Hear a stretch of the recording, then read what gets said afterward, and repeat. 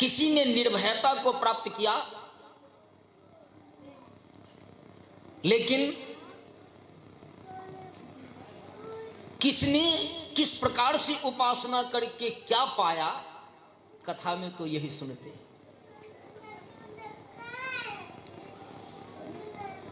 पहले भी कथा में किस तिथि को क्या भोग लगेगा, हम लोग एक बार पर्चा भी छपवा करके ना,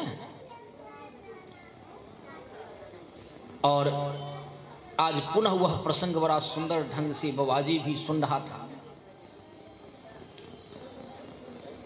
बड़ा सुंदर ढंग से प्रस्तुति थी।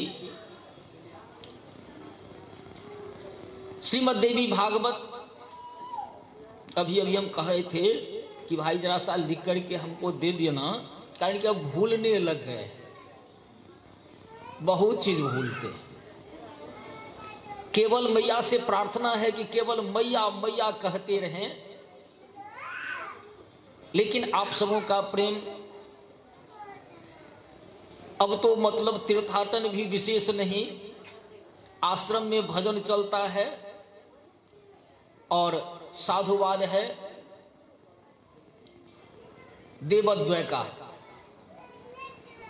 सर्वमंगला के अध्यक्ष भगवान,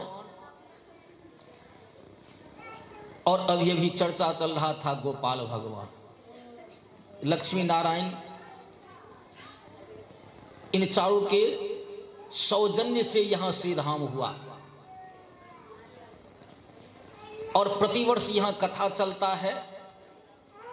अब कहीं जाने की इच्छा नहीं होती, लेकिन यहां जो है आप सबों का यह स्नेह, आप सबों की गरिमा, आप सबों की प्रतिष्ठा खींच लाती। आप सबके सब प्रकार से साधुवाद के पात्र हैं, और माता जी से प्रार्थना है, कितना वर्ष है?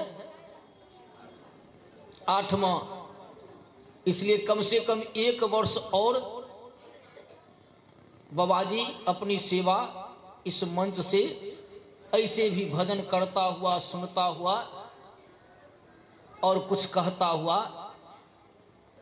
पूरा करे। हम सब के सब प्रसंग में जो उचित प्रसंग चल रहा है वह श्रवण किया।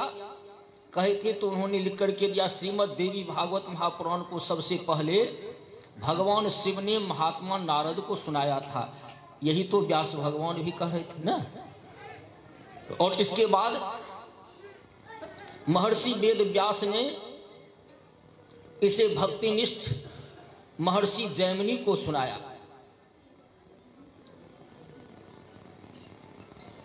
नारद जिनकी वाणी रद्द नहीं होती, और उन्होंने संसार के कल्याण के लिए ही तत्वात्मक ज्ञान नारद को दिया। किसने? स्वयं शिव ने, जो मंगल के प्रतिरूप हैं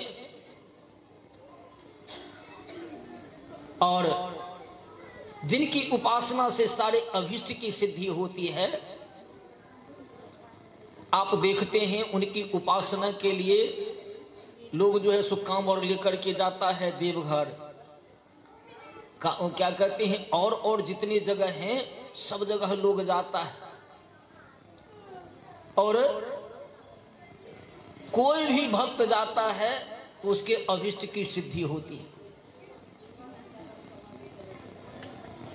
शास्त्र के मुताबिक हमारे घर घर में वह आद्या वर्तमान है, आपके शरीर में वह आद्या वर्तमान है, और बाहर से हमें सिमटना है अपने अंदर,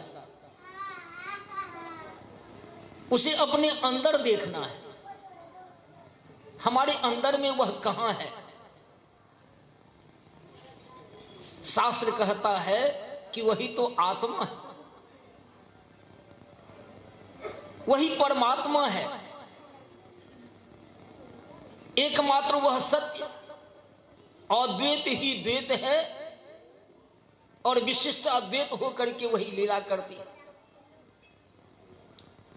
इसलिए सर्वरूपमयी देवी सर्वम देवी मयो जगत अतोहम विश्व रूपांतांग नमामि परमेश्वरी। संपूर्ण विश्व स्वरूपा भी तो वही है। तब उसको प्रसन्न करने के लिए हमें क्या करना चाहिए? खूब गौर करेंगे भारतीय संस्कृति को कैसे सजाया गया।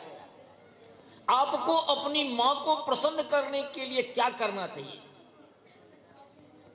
मां क्या चाहती है? कहा गया है संसार में जननी जन्मभूमि स्वर्गादपि गरीयसी। मां और मातृभूमि स्वर्ग से भी बढ़ करके, और यहीं पर पहचान होता है। जो मां का नहीं हुआ वह किसी का नहीं हो सकता।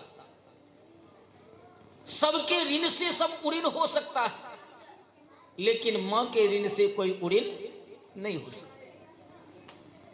जिसने मां की सेवा की, कहते हैं उस मां को जो कण कण में व्याप्त है, इस शरीर में आत्मा के रूप में है, हम उसे देख नहीं सकते। उसे देखने के लिए तपस्या करते हैं, उसको देखने के लिए स्वाध्याय करते हैं, उसको देखने के लिए संगति करते हैं, उसको देखने के लिए तीर्थाटन करते हैं, जबकि वह कण कण में व्याप्त है और प्रत्येक घट में अर्थात सबके शरीर में व्याप्त है। जब तक उसका अस्तित्व है तभी तक संसार में हमारा अस्तित्व है। कोई पहचानता है जब तक इस शरीर में प्राणात्मा है, और जिस दिन इस शरीर से प्राणात्मा निकल गई, को काहू का ना है, कौन पहचानता है? उस समय सब जगह की भाषा बदल जाती है। आवाज लगता है राम नाम सत्य है, और उसके बाद क्या कहता है? दुनियादारी ठीक है, सबको यही गत, वह सत्य है। उस सत्य को पहचाने, उस सत्य को देखें। इसलिए कथा हम सुनते हैं उस सत्य को पहचानने के लिए, उस सत्य को देखने के लिए, और उसको प्रसन्न करें। अगर उसको हम प्रसन्न करेंगे तो हम प्रसन्न होंगे। और इसकी व्यवस्था सबके घर घर में हो गई। किस रूप में? कुल देवी के रूप। आप सारे देवी देवता को प्रसन्न कर लें। ध्यान देंगे, अगर आपने मां की सेवा नहीं की, मां को प्रसन्न नहीं किया, और आपने अगर अपने कुल देवी की उपासना नहीं की,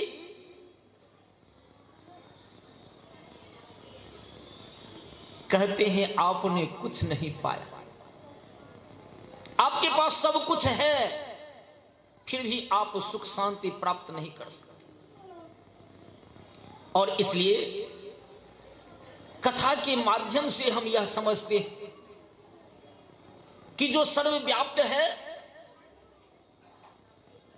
इस शरीर में आत्मा के रूप में है, उसे पाने के पहले हमको घर में जो अवस्थित है कुल देवी, उनकी उपासना करें। और इसलिए उनका स्वरूप आज वर्णन चल रहा है। खष्ठम कात्यायनी नीतिचो। कात्यायनी का प्राकट्य इसी भारत में हुआ। मां कात्यायनी का पूजा करने के लिए आप लोग भी इस बिहार में, मिथिला में कहीं नाम सुने हैं? कहां हैं? कताने स्थान। क्या खूबी है कताने स्थान की? लोग जाते हैं और उनको क्या चढ़ाते हैं? दूध चढ़ाते हैं। और इससे फल क्या मिलता है? हमारे घर में हमारी जो गाय महारानी है, या जिनका भी दूध चढ़ाते हैं, वे सब प्रकार से स्वस्थ और उसी प्रकार से हमें वह अमृत प्रदान करने वाली हैं, वे निरोग रहते हैं। अमृत में कितना कहा गया? 5। कौन कौन? हम लोग पंचामृत से भगवान का पूजा करते। कौन कौन अमृत है? दूध, दही, घी, शक्कर और मधु। इस 5 को मिलाते हैं तो वह अमृत बन जाता है। 5 में से एक एक चिंतन का विषय है और यह अमृत हमारे शरीर को पुष्ट करने वाला, हमें निरोग बनाने वाला, लेकिन विधिवत सेवन करने से। और उसी प्रकार से कात्यायनी मैया की कृपा हम प्राप्त करने के लिए उनको दूध का ढार देते हैं। और वहां कन्या भी जौनार कराया जाता है ना, उस कन्या का भी अपना महत्व है। कन्या में लोग कितने वर्ष की कन्या तक का पूजा करते हैं? जी जी 10 वर्ष तक की कन्या का पूजा करते हैं। आरंभ होता है 2 वर्ष की कन्या से। उनको प्रथमंग शैल पुत्री कहा गया और उनका वर्णन जो है हम लोग शैल पुत्री के रूप में देखते हैं। आज भी प्रसंग चल रहा था। द्वितीय ब्रह्मचारिणी और इस प्रकार से नवमंग सिद्धिदात्री 10 वर्ष की कन्या तक की पूजा करके हम सारे अभिष्टकारी, वहां निर्मलता है, वहां पवित्रता है, वहां स्वच्छता है, उनकी पूजा करके हम सद्य सारे फल को प्राप्त करते। कहते हैं इसके बाद हमारी मां का वह दूसरा प्रारूप अब आ जाता है और उसके बाद फिर हम मातृभाव से उनकी सेवा करके तत्वात्मक ज्ञान को प्राप्त करने लग जाते हैं। द्वैत क्या है, अद्वैत क्या है, विशिष्टाद्वैत क्या है, इस ज्ञान को प्राप्त करने लग जाते हैं। और जब यह ज्ञान प्राप्त हो जाता है तब केवल उसी को देखने लग जाते हैं जो सब में। फिर आप कहीं भी रहेंगे, आप भाव से उनकी प्रार्थना करेंगे, वो तो सर्वव्यापी है।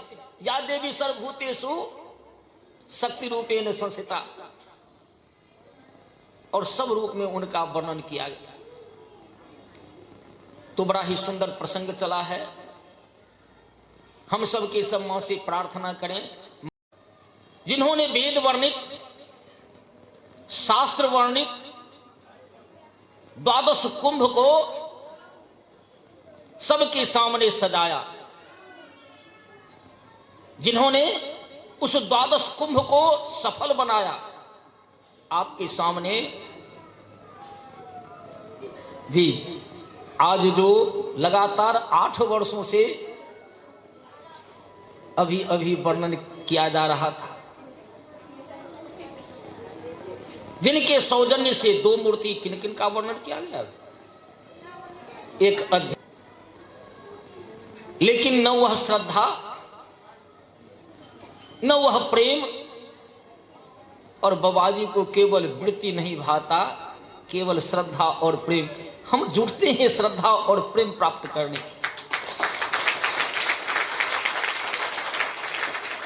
और 12 कुंभ के जल से नित्य स्नान बनाते हैं। इसे पुनर्जागृत करने वाले ये देव वृंद ही हैं, ये विभूति वृंद ही हैं, और आप सभी तो धन्य हैं। और अभी काफी प्रसन्नता हुई, इनका शुभागमन हुआ।